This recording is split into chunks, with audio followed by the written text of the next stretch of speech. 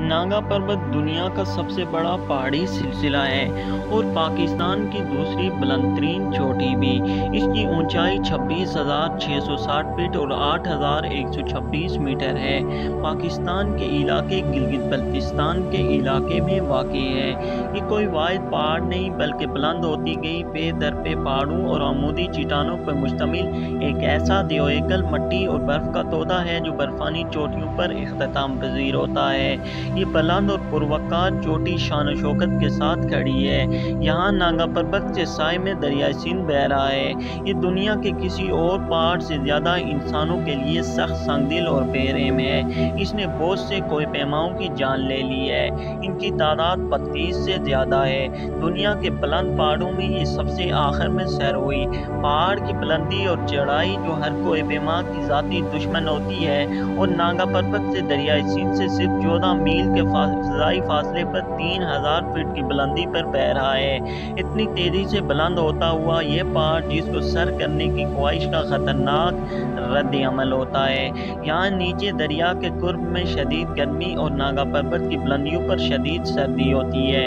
ناگا پروت پر پہنچنے کے لیے قابل اعتماد سامان کے ساتھ ساتھ صبر و استقلال اور حالات کا مقابلہ کرنے کی ذہنی صلاحیت کی ضرورت ہونی چاہیے۔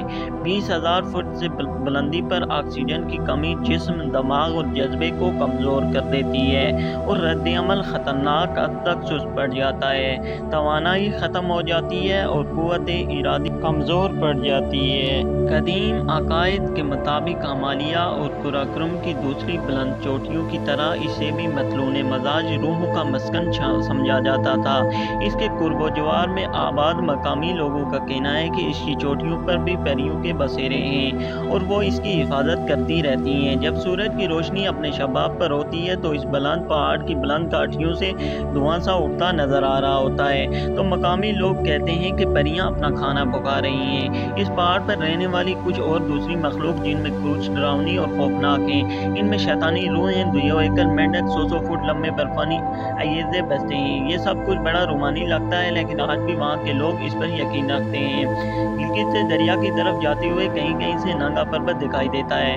اس مختصر سے میدان میں جو دریا سندھ اور گلگت اپنے سنگر پر بناتے ہیں جو حسین منظر نظر آتا ہے وہ برفانی پہاڑوں کا سلسلہ ہے جو ابھرتے ہوئے سورج میں دریا سندھ اور گلگت کے سنگم سے ناگا پروت دیکھنے والوں کو ریت اور چٹانوں کے صحرا سے غافل کر دیتا ہے۔ یہاں جیسے جیسے سفر کا وقت ڈلنا شروع ہوتا ہے ناگا پروت کا نظارہ حسین سے حسین تر ہوتا چلا جاتا ہے۔ یہ ایک ایسا پرشکوہ منظر ہوتا ہے کسی نے اس سے پہلے نہیں دیکھا۔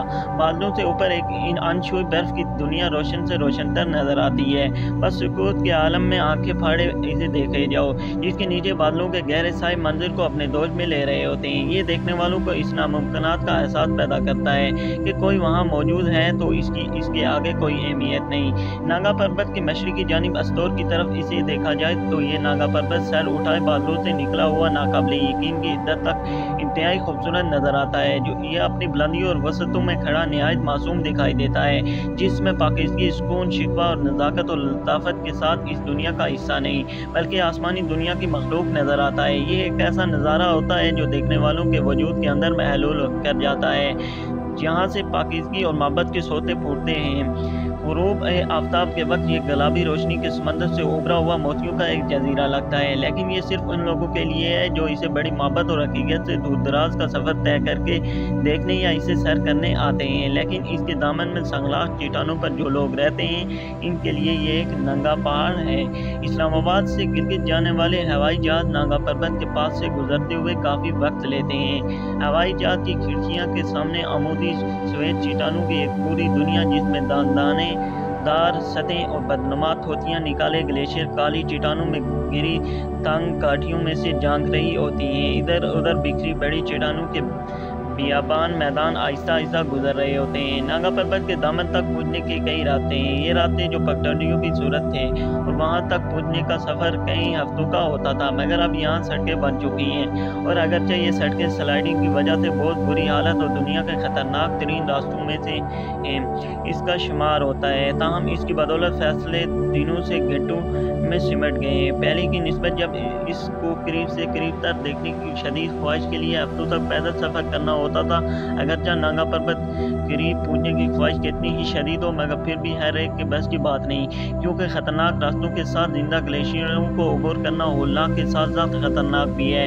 لہذا ہر وہ شخص جو نانگا پربت کو قریب سے قریب دیکھنے کی شدید خواہش رکھتا ہے وہ اپنے حوصلے کے مطابق اس کے قریب سے قریب جانے کی کوشش کرتا ہے۔ نانگا پربت کو سر کرنے کی کوشش کرنے والی پہلی کوہ پیما 1895 عیسوی میں برطانیہ کی تھی، مگر وہ اس کی چوٹی کو سر کرنے میں ناکام رہی اور اس کی 2 اراکین لاپتہ اور ایک ہلاک ہو گیا۔ اس کے بہت سے لوگوں نے اسے سر کرنے کی کوشش کی۔ اس کوشش میں بہت سے کوہ پیما ناکامی کے ساتھ ساتھ 50 کے لگ بھگ کوہ پیما اپنی جانوں سے ہاتھ دھو بیٹھے۔ اس لحاظ سے یہ کوہ پیماؤں کی دشمن قاتل پہاڑ اور جبل الموت مشہور ہو گیا۔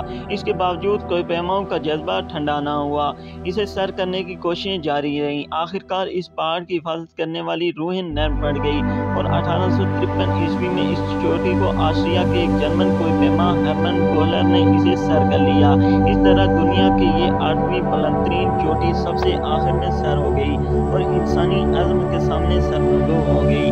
یہ پہاڑ جرمن اور جاپانیوں کا پسندیدہ پہاڑ اور اس سر کرنے کی کوشش میں مرنے والے لوگوں میں اکثریت جرمنوں اور جاپانیوں کی ہے۔ بہت سے جاپانی اس کوشش میں جان سے ہاتھ دھو بیٹھے ہیں۔